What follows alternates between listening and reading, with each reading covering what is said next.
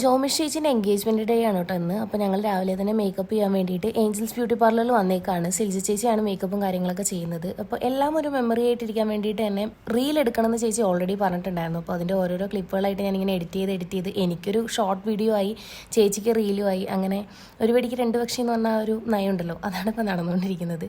ചേച്ചിക്ക് ഞങ്ങൾ ലൈറ്റ് മേക്കപ്പാണ് കേട്ടോ പ്രിഫർ ചെയ്തിട്ടുണ്ടായിരുന്നത്. സാരി ഡ്രേപ്പിങ്ങും കാര്യങ്ങളൊക്കെ നമ്മൾ സെൽഫായിട്ട് ചെയ്യുക തന്നെയാണ് ചെയ്തത്. അതിനിടയ്ക്ക് കൂടെ ഒന്ന് നെയിൽ പോളിഷും കാര്യങ്ങളൊക്കെ ഇട്ടു. രാവിലെ തന്നെ സിൽജി ചേച്ചിക്ക് ചെറിയ പണി കിട്ടിയൊരു ദിവസമായിരുന്നു. വന്നിട്ടുണ്ടായിരുന്ന ബ്രൈഡിന് ഒരു ചെറിയ ഫുഡ് അലർജിയും കാര്യങ്ങളൊക്കെ ആയി ഹോസ്പിറ്റലിലായി. പിന്നെ അതിൻ്റെ ഒരു ഡിലേയും കാര്യങ്ങളൊക്കെ വന്നു. അതുകൊണ്ട് തന്നെ ഫസ്റ്റ് സഹായിക്കാൻ വേണ്ടിയിട്ട് അജിതേച്ചിനെ വിളിച്ച് വരുത്തിയിട്ടുണ്ടായിരുന്നു. അതിനുശേഷം സിൽജി ചേച്ചി തന്നെ ബാക്കിയുള്ള മേക്കപ്പ് കണ്ടിന്യൂ ചെയ്തു കേട്ടോ. ഏറ്റവും ലൈറ്റ് ആയിട്ടുള്ള ഒരു മേക്കപ്പും അതേപോലെ തന്നെ ഇതേപോലെ ഒരു ബൺ ഹെയർ സ്റ്റൈലും ആയിരുന്നു ഞങ്ങൾ പ്രിഫർ ചെയ്തിട്ടുണ്ടായിരുന്നത്. നല്ല അടിപൊളിയായിട്ട് തന്നെ വന്നിട്ടുണ്ട് രണ്ടും.